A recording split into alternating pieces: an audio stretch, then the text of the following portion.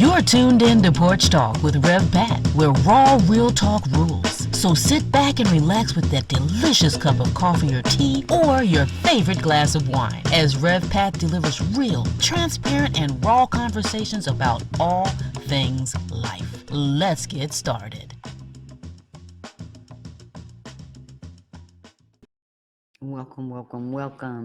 Welcome, and thank you for joining me. This is your latest episode of Porch Talk with Rev Pat, and I'm your host.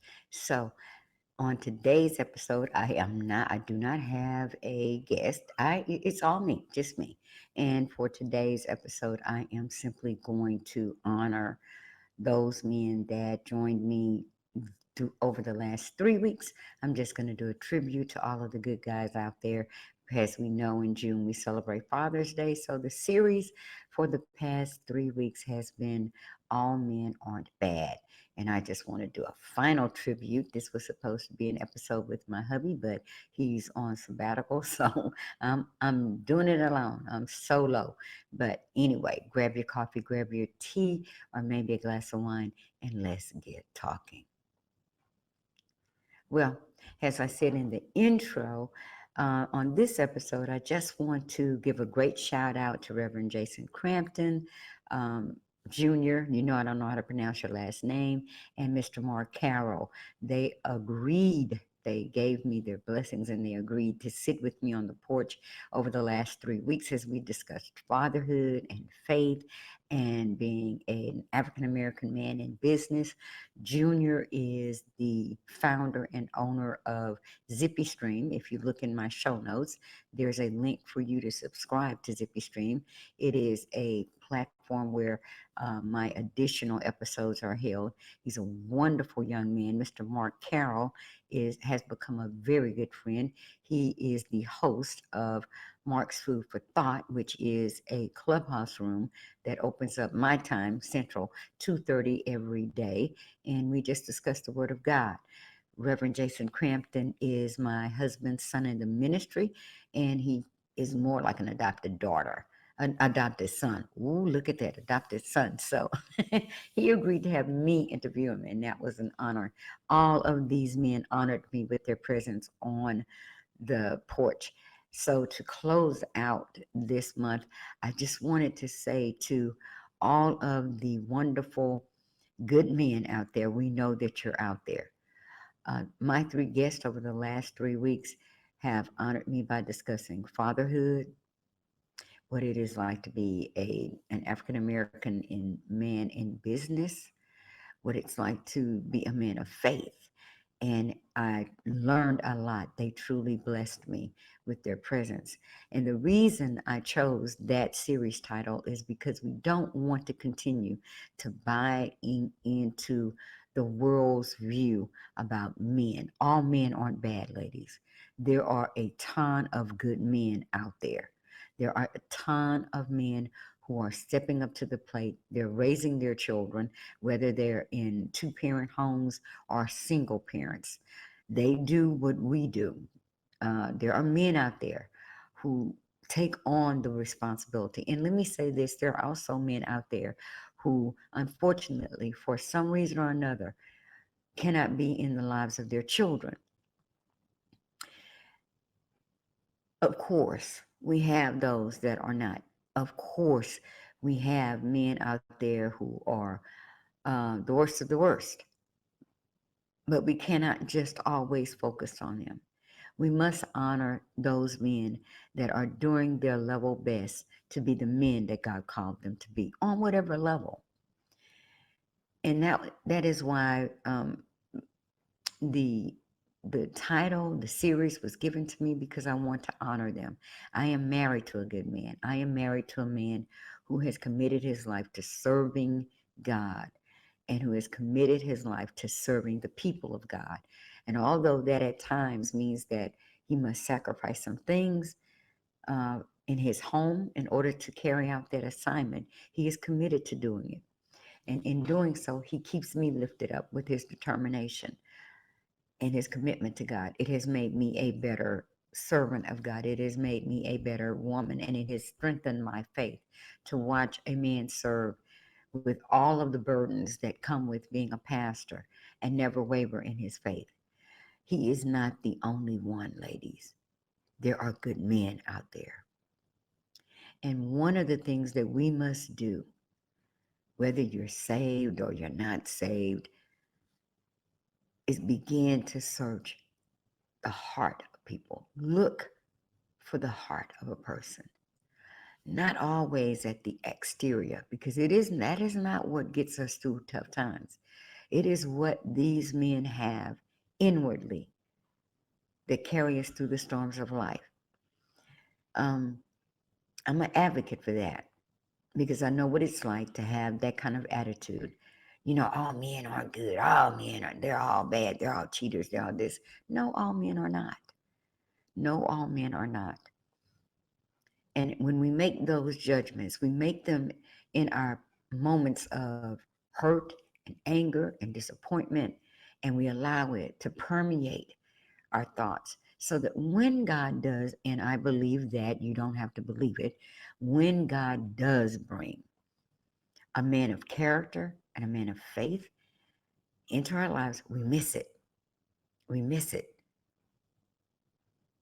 We miss out on good men because we are using the world's criteria for what a good man is.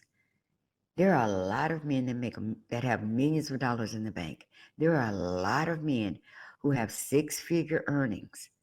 Let me tell you, plenty of them. And what I want you to know that all of that does not determine whether or not that is a good man. Period. Full stop. So the reason I highlighted the three gentlemen that I did, I had a long list. Let me tell you, I have a long list of some wonderful men, God-fearing men, whose names will never be up in lights, whose names most people will never ever know. But they are out there doing it. They are out there taking care of their families. They're out there taking care of their children. And this is not bashing those that are not. Everybody's life story is different. Everyone's life story is different. And we all bring something different to the table in our relationships and in our interactions with one another. But just as I would be just as upset at being lumped into a category when I hear a man say that all women are this and all women are that, it's the same way. It's the same way. If we choose to change our standard, if we choose, determine within ourselves that we will not apply the world's standard to what determines a man's goodness, we open the door for God to bring into our lives, for those that are single, men that are willing to come into their homes and lead them the way that God intended them to lead them. Men that are willing to come in and be a father to their children and even to yours, because I'm married with two daughters. And I have a bonus family. I got a bonus family with Pastor Mark. And let me tell you, we don't do step. We don't do any of that. Our children are our children.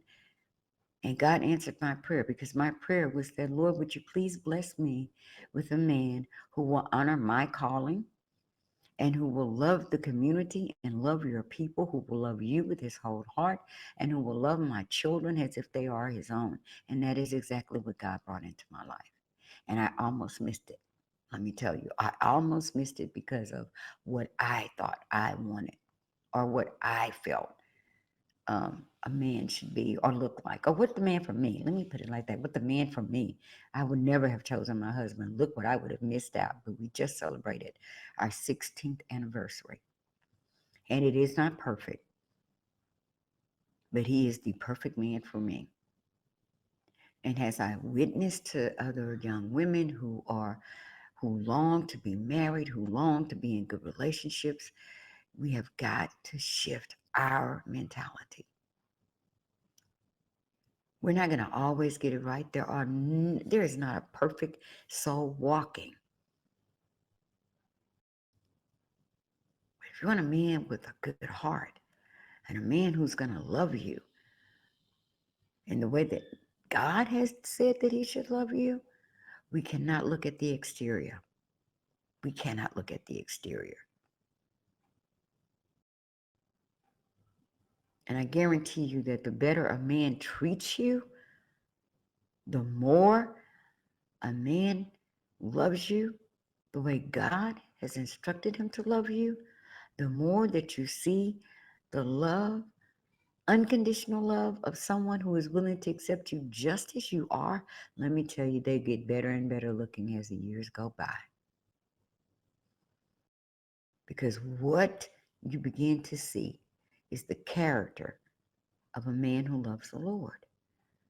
Now, I'm not saying that a man who is not saved cannot love you like that, but there's a difference, y'all. I'm just going to say it. Don't get all up in the comment box saying things that are unnecessary to say, because I can't determine how another person loves another person. I'm going by the standard that I live by, my lifestyle, and what I believe to be true. And I know that a man who loves the Lord, I know what the love of that man feels like. And that is my prayer for all of the young women that God has allowed me to minister to, that they would allow God to bring into their lives men who will love them and who will lead their homes the way God has instructed them to do. And I'm not saying write off whoever you're with, because they're not saved or they don't know Christ. Begin to pray and intercede. Pray. But get yourself right first. Women, we must prepare ourselves for the men that God has on hold for us. I am going to ask, I don't know if you have or have not, but go back and listen to those 3 interviews. And one day I'm going to wrangle up Pastor and have him come back on the show. He's been here once, but let's see if I can wrangle him back and get him back on here again. Don't know if that's going to happen, but we're going to try. He's kind of camera shy. This is not his thing. But the door will be open again for me to have other men on to discuss relationships. And I don't mind having a conversation with men that disagree with me. I really don't. I am open to that.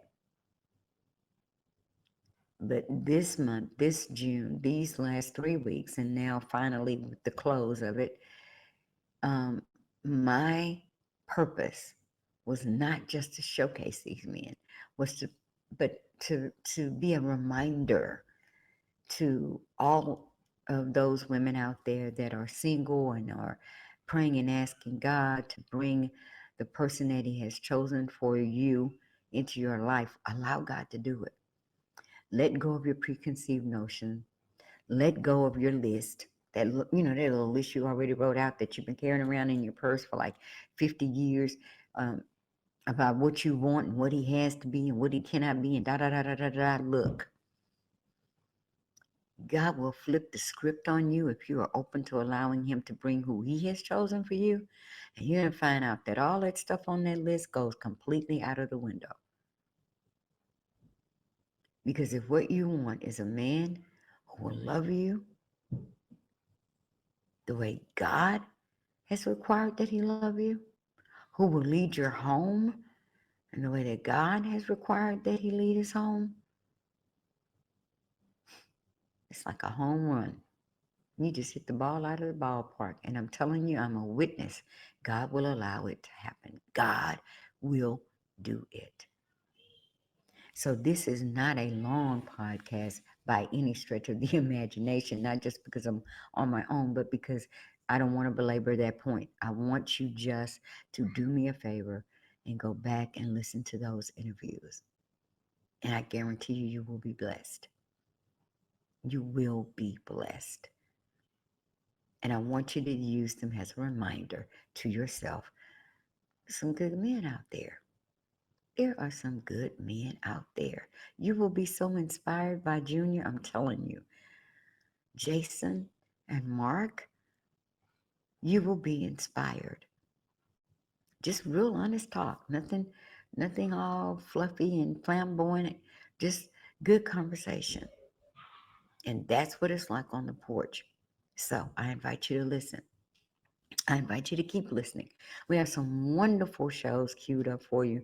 And before I end this, I want to give a shout out to my absolutely phenomenal producer for walking beside me these last couple of quarters. It's been, we're in the 6th month of the year. We launched in June. We launched in January. We're now in June.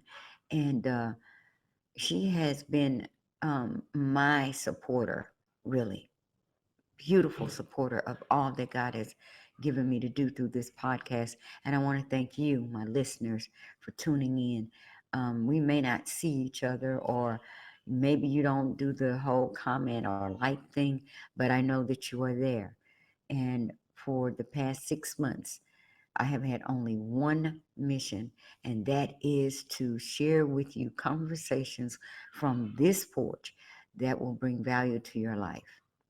And some of those conversations are full of laughter. Some of those conversations are just a little bit serious, but they are always aimed at bringing value to your life and bringing you a podcast that is not a bunch of fluff, but real and transparent and honest. And I want to thank you for tuning in.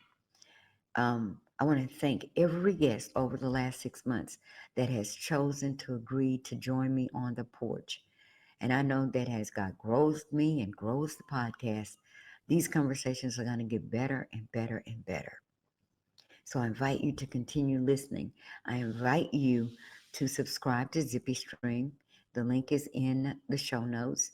And subscribe to Beyond the Porch. That's the title of the episodes that are beyond this. And those episodes are, I'm a little bit looser. But that is your exclusive content. Um, Continue to listen. Continue to keep Gail and myself in your prayers. Um, this is something I never ever imagined myself doing, and I certainly never imagined that I would be recording a podcast episode for the end of June, meaning that I have lasted 6 months. And I am even more passionate about bringing my audience quality, top quality podcast. Whether there's a guest with me or not, the conversations are real, the conversations are transparent, and the conversations are from the heart. So thank you, my listeners. Thank you to Mark and to Jason and to Junior. Thank you for honoring me over the last 3 weeks with your conversation. Go back and listen to the month of May. I had some wonderful guests, wonderful, beautiful women the month of May in honor of Mother's Day. So because I honored the mothers, I didn't want to leave out the dads. It had to be a balance. There had to be a balance. And like I said, I thank you all for listening. I thank you so much for joining me each and every Friday on the porch. And I am committed to bringing you even better podcasts as we continue to take this journey together. So be blessed, my friends, and as always, be a blessing to someone else. See you next week.